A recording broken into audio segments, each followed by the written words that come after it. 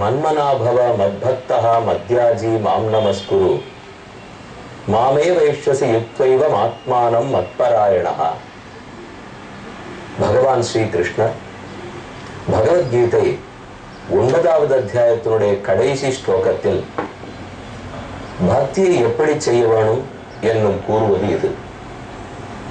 இதே ஸ்லோகம் 18வது அத்தியாயத்தினுடைய இறுதியிலும் வருகிறது. மன்மனாபவ, ஒரு பக்தன் என்ன செய்ய வேணும்? பகவானிடத்திலேயே மனம் ஈடுபட்டு இருக்க வேண்டும்.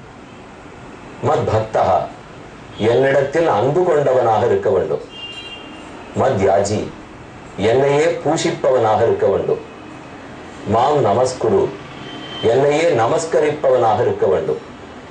அப்ப வாயாலோ மனத்தாலோ மெய்யாலோ அனைத்து கரணங்களும் எவனுக்கு பகவானிடத்திலேயே லயித்திருக்கின்றனவோ அவன் பக்தன். பக்தனுக்கு இருக்கிற பெருமையை கண்ணன் அர்ஜுனனிடத்திலேயும் கூறினார். அதே போல இப்ப நாம பார்த்து கொண்டிருக்கும் 11வது ஸ்கந்தம் 11வது அத்தியாயத்தில் பக்தனுடைய பெருமையை உத்தவனிடத்திலும் கூறினார்.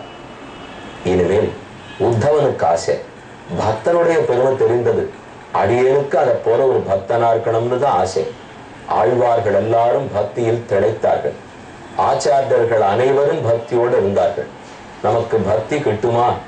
சார்வே தவநெறிக்கு தாமோதரன் தாள்கள் கார் மேகவண்ணன் கமல நயனத்தன் நீர்வானம் மண்ணெறிகாலாய் நின்ன நேமியான் பேருவானவர்கள் பிதத்தும் பெருமையனே என்று நம்மாழ்வாருடைய பாசுரம்.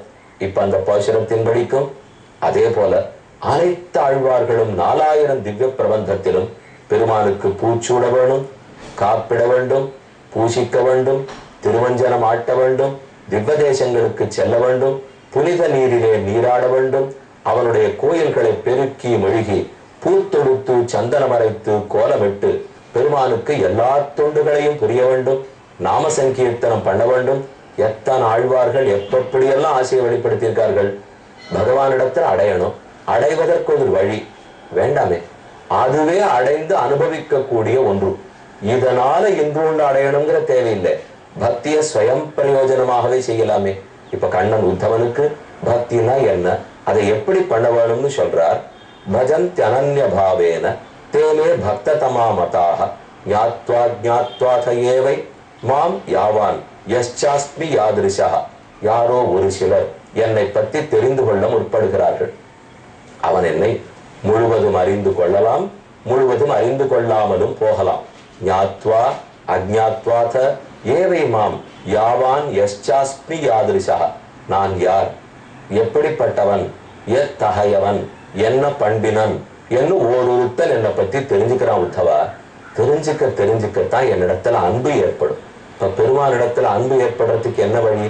பகவானுடைய விசததமமான ஸ்வரூபம், ரூபம், குணம், விபூதி, இது இத்தனை அனன்ய பிரயோஜனமா நாம அனுபவிக்கணும். ராமானுஜர் நமக்கு ஒரு படிக்கட்டு போட்டு கொடுத்திருக்கார். கடைசி படி பகவானை அடைந்து தொண்டு புரிதல். அதற்கு கீழ்ப்படி பெருமானை நன்கு பிரீத்தியோட பார்த்தல். பிரீத்தி அன்பு, அன்பு மிகுந்தாத்தானே தொண்டு புரிய போவோம். அப்ப பிரீத்திகாரித கைங்கரியம். பகவானிடத்துல பிரீத்தி, அன்பு, ஆசை, அவா உந்த நாம செய்யக்கூடிய தொண்டு. அன்பு வளர்றதுக்கு என்ன செய்ய வேண்டும்? பகவானை பத்தி நிறைய கேட்க வேண்டும், அனுபவிக்க வேண்டும். அப்ப பெருமானை பத்தின விஷததமமான அனுபவம், அனுபவ ஜனித பிரீத்தி, பிரீத்திகாரித கைங்கரியம். இதத்தான் சரணாகதியில ரொம்ப முக்கியமா ராமானுஜர் வெளியிட்டார். பகவன் உன் திருவடிகளை சரணமாக பற்றினேன், இப்ப என்ன வேணும்னு நம்பெருமாள் கேட்கிறார். அதுக்கு ராமானுஜர் பதில் சொல்றார், உன்னை பத்தின அனுபவம் வேணும், அனுபவத்தினால பிரீத்தி ஏற்படணும், பிரீத்தி உந்த அசேஷாவஸ்தோச்சித சேஷதைக ரதிரூப நித்திய கிங்கரனாக நான் ஆக வேண்டும். பகவானும் அதை சரின்னு ஏத்துக்கிறார். அப்ப இந்த மூளையை ஞாபகம் வச்சுங்க. முதல்ல பகவானை அனுபவிக்கணும், அனுபவிக்கிறதுக்கு அவரை பத்தி தெரியணுமே. அவரை பத்தி எத்தனைக்கத்தனை தெரிஞ்சுக்கிறோமோ அத்தனைக்கத்தனை அனுபவிப்போம். ஆனா ஒண்ணு மட்டும் நிச்சயம், தெரிஞ்சுக்க அனுபவங்கிறது இனிமே சொல்ல முடியாதபடிக்கு இருக்கும். இத போல அனுபவம் எங்கேயுமே பார்த்திருக்க மாட்டோம். ஒன்னொன்னுலயுமே அவருடைய கதையா இருக்கட்டும், அவருடைய திருமேனியா இருக்கட்டும், அவருடைய தொண்டர்களை பத்தின கதையா இருக்கட்டும், அவரை பத்தின ஸ்தோத்திர பாடல்களா இருக்கட்டும், அவரை பத்தின ஊரா இருக்கட்டும், அவரை பத்தின இதிகாச புராணங்களா இருக்கட்டும், அனைத்திலும் ஒன்னொன்னுலையும் இனியவன் இனியவன். பாலென்கோ 4 வேத பயனென்கோ ஆழ்வார் சாதிக்கிறார். சாதி மாணிக்கம் என்கோ சவிகள் பொன் முத்தம் என்னோ, முத்து போன்றவர், மாணிக்கம் போன்றவர், பால் போன்றவர், என்னைக்கும் தெவிட்டாத இன்பம். எப்ப தெவிட்டாத இன்பமா பகவான் இருக்காரோ அப்ப பக்தி பண்றதுக்கு நமக்கு ஒண்ணு குறைச்சலே இல்லை. இப்போ திகற்றதா இருந்தாலோ கசக்கிறதா இருந்தாலோ அதுகிட்ட நம்மளால ஆசை வைக்கவே முடியாது. இன்பம் இன்பமா இருந்து திகற்ற சக்கரை பொங்கலா இருந்தா கூட அளவோட தான் சாப்பிட முடியும். சக்கரை பொங்கல் கசக்காது, ஆனா எவ்வளவு சாப்பிட முடியும்? என்னதான் இருந்தாலும் ஒரு அக்கார் அடிஷன் கொடுக்குறோம், லட்டு கொடுக்குறோம், ஜிலேபி கொடுக்குறோம், கசக்காது, சாப்பிடறதுக்கு பிடிக்கிறது. ஆனா 100 சாப்பிட முடியுமா? சாப்பிட்டா உடம்புக்கு வந்துருமே. அப்ப கசக்காமல் இருக்கணும், இனிப்பா இருக்கணும். இனிப்பும் சாப்பிட்டா வெறுப்பு வராத அளவுக்கு திகட்டாததாக இருக்க வேண்டும். அப்படிப்பட்ட தெவிட்டாத இன்பம் எம்பெருமான். அதனால அவனிடத்துல பக்தி பண்றது இருக்கிறதுலே எளிது. இந்த ஒரு விஷயத்தை நம்ம நல்லா மனசுல வாங்கிக்கணும். பகவான்கிட்ட பக்தி பண்ணுவது எளிது. ஆட்டோமேட்டிக்கா நாம ஈர்க்கப்படுவோம். அதாவது சுவாபாவிகமா இயற்கையில இழுக்கப்படுகிறோம். ஒரு கட்டமான விஷயத்துல நம்மளை பிடிச்சி இழுக்கணும், அது செயற்கை. ஒரு இயற்கையா நமக்கு ஏற்றதுல மேல இருக்கிற தண்ணீரை கீழே கொண்டு வர்றதுக்கு மோட்டார் போட வேண்டாமே. சம்பில் இருக்கிற தண்ணீரை ஓவர் ஹெட் டேங்க்ல ஏற்றணும்னா மோட்டர் போடணும். ஓவர் ஹெட் டேங்க் இருக்கிற தண்ணீரை குழாயை திறக்கணும்னா மோட்டர் போட்டா குழாயில தண்ணி வரும், தானே கீழே ஓடி வரப்போறது. அதே போல நமக்கு பக்தி பகவானிடத்தில் ஏற்படுறது இயற்கையில் ஏற்படக்கூடியது. ஆனா நாம தான் அதை செயற்கையா தடுத்து கொண்டிருக்கிறோம். தடுப்ப நீக்கினோம்னாலே போதும். கண்ணன் சொல்றார், பஜன் அனன்ய பாவேன, என்னை பற்றியே எவன் பஜனம் பண்ணுகிறானோ பிரஹ்வி பாவேன்னு சொல்லுவார்கள். அதாவது பெருமானிடத்துல பக்தினா முதல் தேவை என்ன தெரியுமா? வணக்கம். வணக்குடை தவநெறி வழிநின்று புறநெறி களகட்டு என்ன ஆழ்வார் சாதிக்கிறார். வணக்குடை தவநெறி. பக்தி என்றாலே வணக்கம், வணக்கம் என்றாலே பணிவு, பணிவு என்றாலே கனிவும் அன்பும்.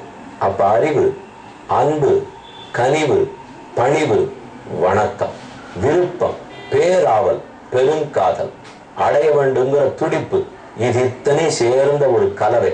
பஞ்சாமிர்தம்னு சொல்றோம், நவரசம்னு சொல்றோம். அதை போல இந்த எல்லாத்தையும் இப்ப கலந்துங்க. அறிவு, அறிவினால் ஏற்பட்ட கனிவு, கனிவோடு இருக்கக்கூடிய பண்பு, பண்பினால் ஏற்பட்ட பணிவு, பணிவினால் ஏற்பட்ட வணக்கம், வனத்தோடு இருக்கக்கூடிய வணக்கத்தோடு இருக்கிறது பெருமான அடையணுங்கிற விருப்பம், விருப்பத்தினால் ஏற்பட்ட துடிப்பு, துடிப்பினால சம்சாரத்தில் ஏற்பட்ட வெறுப்பு, அனைத்துக்கு மேல இருக்கிற பெருங்காதல். 9 வச்சுங்களேன். இந்த 9 கலந்துட்டோம்னா பக்தி அடைப்போம். ஒரு கூட்டு பண்றதுக்குள்ள எத்தனை காய்கறியை கலக்கிறோம், அத போல பக்திங்கிறதுக்கு இத்தனையும் கலந்துட வேண்டிதான். கண்ணன் சொல்றார், பரிச்சர்யா ஸ்துதிகி. பரிச்சர்யா எனக்கு தொண்டு புரிய வேண்டும், ஸ்துதிகி என்னுடைய புகழ் பாடுகிறான், பிரக்வ குணகர்மானு கீர்த்தனம் நான் செய்திருக்கிற சேட்டிதங்களையும் என்னுடைய உயர்ந்த உயர்ந்த பண்புகளையும் வாயார பாடுகிறான். மத் கதாசிரவணே ஸ்ரத்தா, என்னை பத்தின கதையை கேட்பதில் ஸ்ரத்தையோடு இருக்கிறான், விருப்பம் காட்டுறான். மத் அனுத்தியான முத்தவ, என்னை பத்தி எப்போதும் அமர்ந்து தியானிக்கிறான். சர்வலாபோபகரணம் தாஸ்யேன ஆத்ம நிவேதனம், அவன் தனக்குடு லாபத்தை எதிர்பார்க்கறதில்லை, அனைத்தையும் என்னிடத்தில் சமர்ப்பித்து விடுகிறான். மத் ஜன்ம கர்ம கதனம் மம பர்வானுமோதனம் கீத தாண்டவ வாதித்ர கோட்டிபிகி மத் கிருஹோத்சவ. எப்ப எனக்குன்னு உற்சவம் கொண்டாடுறதுக்கு வாய்ப்பு கிடைச்சாலும் உடனே பண்ணிவிடுறார். கீத பாட்டு, தாண்டவ ஆட்டம், வாதித்ர மிருதங்கம் முதலானவர்களை வாசித்தல், கோட்டிபிகி மத் கிருஹோத்சவ ஆங்காங்கு வீடு வீடா உற்சவம் கொண்டாடுறார்கள், கோவில் கோவிலா உற்சவம் கொண்டாடுறார்கள். ஒரு உற்சவம்னா எத்தனை கூட்டம் கூடாது. திருப்பதியில் பிரம்மோத்சவமா கூட்டம் தாளாது. ஸ்ரீரங்கத்தில் வைகுண்டம் ஏகாதசி உற்சவமா கூட்டம் தாளாது. திருநறையூருக்கு போறோம், 1 நாள் உற்சவம், 2 நாள் உற்சவம், 4 நாள் உற்சவம். எத்தனை நாள் சேவித்தாலும் கல்கருடன் சேவிச்சுட்டே இருக்கலாம் அந்த உற்சவம். திருக்கண்ணபுரத்துக்கு போறோமா, மாசி மகம். திருமலராயன் பட்டணத்துல போனோம்னா தெப்போத்சவம் நடக்கிறது இல்லையோ, அத்தியுதமான உற்சவம். திருநகரிக்கு போறோமா, வேடுபடி உற்சவமோ, கார்த்திகையில் கார்த்திகை நாள் உற்சவமோ, அல்லது திருநாங்கூரில் 11 கருட சேவை உற்சவமோ, ஓரோரு ஊருக்கு போனா ஒன்னொன்னுத்துக்கு ஏற்றம் இருக்கும் இல்லையோ, அந்தந்த ஊருக்கு போறான், ஆடுகிறான், பாடுகிறான், என்ன நினைந்து நினைந்து உருகி உருகி எனக்கு எல்லா பணிவிடைகளையும் செய்கிறான். நம்மாழ்வார் சாதிக்கிறார், மாலை நள்ளி தொழுதெழுமினோ வினகடா காலை மாலை கமலமலரிட்டு நீர் வேலமோதும் மதுஷூ திருக்கண்ணபுரத்து ஆலின் மேலான் அமர்ந்தான் அடி இணைகளே. திருக்கண்ணபுரம் சபரி பெருமாள். அவருடைய கொண்டைய சேவித்தால் அந்த பெருமானுடைய புஷ்கரணியா இருக்கட்டும், உள்ள போனா நெடுகிழிந்திருக்கக்கூடிய கோபுரமோ அதற்குள் இருக்கக்கூடிய துவஜஸ்தம்பமோ பெருமானுடைய சேவையோ அவருடைய திருக்கைத்தல சேவையோ ஒன்னொன்னு ஆடணும் பாடணும் கூத்தாடணும் நினைக்க வைக்கிறது. கார்த்தால புஷ்பங்களை கொண்டு அர்ச்சனை பண்ணுங்க, மாலை புஷ்பங்களை கொண்டு அர்ச்சனை பண்ணுங்க. பக்தனுக்கு புஷ்பார்ச்சனம் மிக முக்கியம். அப்ப பெருமானை பத்தி வாயார பாடுதல், அவனுடைய கதைகளை கேட்டல், ஆடுதல், புஷ்பங்களை கொண்டு அர்ச்சனம் பண்ணுதல், யாத்ரா அவன் இருக்கும் வசிக்கும் திவ்ய தேசங்களுக்கு யாத்திரை போதல். அதை எவ்வளவு முக்கியமா சொல்லியிருக்கார் பாருங்க. ஒரு பக்தன் பக்தி வளர்வதற்கு கண்டிப்பா யாத்திரை மேற்கொள்ள வேண்டும். அது நாம அயோத்திக்கு போய் சேவிக்கிறோம், பதரிகாசிரமத்துக்கு போய் சேவிக்கிறோம், முக்திநாத்துக்கு சேவிக்கிறோம், துவாரகையில போய் சேவிக்கிறோம். எத்தனை தரம் போனாலும் போருங்கிற எண்ணம் வர்றது இல்லையே. எனது புண்ணிய பூமி ஸ்ரீரங்கத்துல போனா சேவிக்கிறோம், திருக்குடந்தையில போய் சேவிக்கிறோம், சோழ தேச யாத்திரை, பாண்டிய தேசத்து யாத்திரை, 108 திவ்ய தேச யாத்திரை. எதற்கு? அவர் ஆசைப்பட்டு வசிக்கிற இடத்துக்கு நாம போனோம். பல பெரியோர்கள் சேவிச்ச இடத்துல நாமும் விழுந்து கும்பிட வேண்டும். பலி விதானஞ்ச சர்வ வார்ஷிக பர்வசு.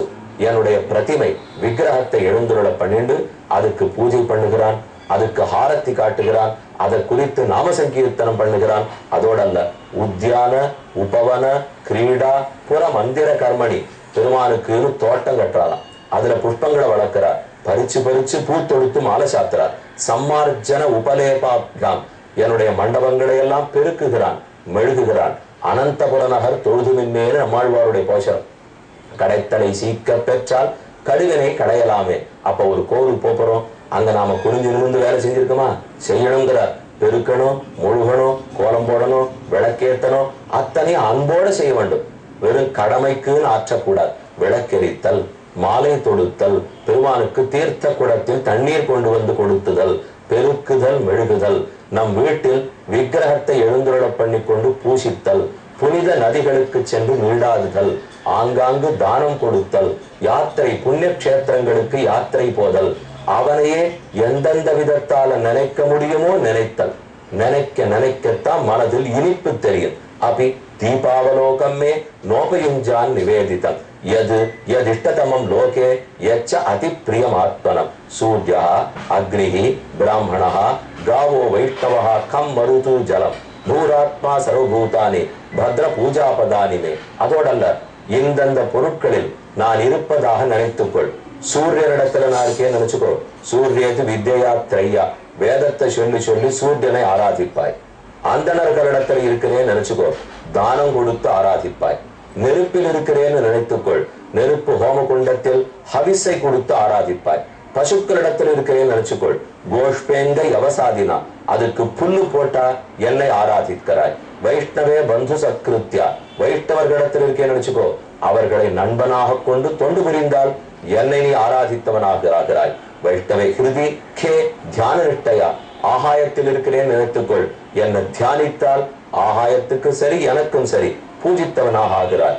வாயவ் முக்கியதியா, நான் காற்றில் இருக்கிறேன் நினைத்துக்கொள், பிராணாயாமம் பண்ணினால் என்னை காற்று ரூபத்தில் தொழுதவனாகிறார்.